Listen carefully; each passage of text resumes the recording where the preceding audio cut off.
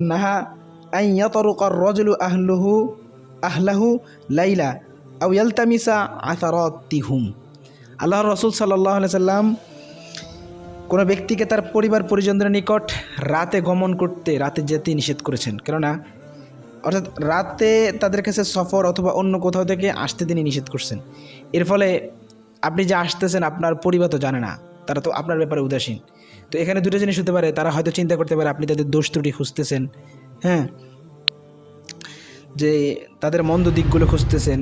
তো তখন তারা আপনার ব্যাপারে অবিশ্বাস্য হয়ে উঠবে, বিভিন্ন খারাপ ধারণাও করতে পারে।